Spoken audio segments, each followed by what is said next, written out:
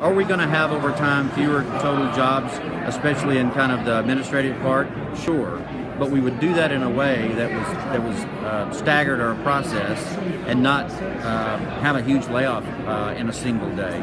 Instead, what we'd do is work to figure out the right headcount over time, use attrition and retirements, and we've actually committed to keep the downtown office in Topeka and to continue to have it thrive in downtown as our Kansas headquarters.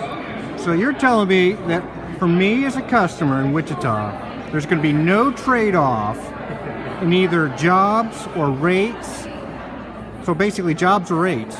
I'm not sure what trade-off means, but I wouldn't expect you to see at lower rates by having lower jobs. We expect to drive corporately, overall, more efficient cost through the holding company or the whole process. In Wichita, you should see service continue at its current levels. And ultimately what you would see over time is you would see fewer rate cases, lesser dollar amount rate cases, or maybe rate cases spread out over further years. Okay, you did say something actually that I think kind of pinpointed a little bit. You said something about administrative costs, maybe where you find a lot of your synergy. What does that mean exactly? Right. So we found through our prior work that, for example, a larger company can buy more products, we call it supply chain, but can buy the poles and wires and transformers through a process that's brought in the size of both our companies together. We did that with Aquila. So as a result, the larger entity can bargain better and buy on scale, and allows us to use a supply chain process that reduces overall cost just to buy the things we're going to buy every day anyway. So it's not all about headcount. It's also about efficiencies that come from being a larger company purchasing many of the same things. If you look at, for example, computer systems, so each of our companies would have to put a new customer information system, for example, together at some point to do the same thing for the same customers. Now we should have one instead of two and avoid that extra capital need to do two different systems. Be some incremental cost to have a little bit bigger one, but not two completely.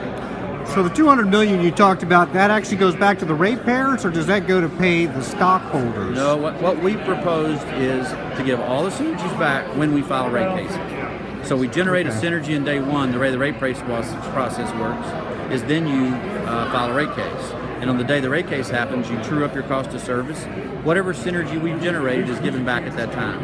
After that's done, we'll generate more synergies. And the next time we file a rate case, those will be given back to the same. Last question, do you foresee a lot more further modernization of power plants needed so that we're looking for more billions of dollars going to modernization projects? No, Westar and we both are at a point in our kind of generation profile build-outs that we're in a position now to be able to use energy efficiency and wind for many years to come, we believe, without having to build another large power plant. So rates should be coming down? They should be stable. I would say they're going to be lesser than it would be otherwise. We still have labor costs that go up. We still have EPA requirements we have to meet. We have other things that cost dollars, and our load growth is not the same as it used to be. But we're not going to have those big, huge bills of EPA retrofits or brand new generating stations that we had for the last 8 to 10 years.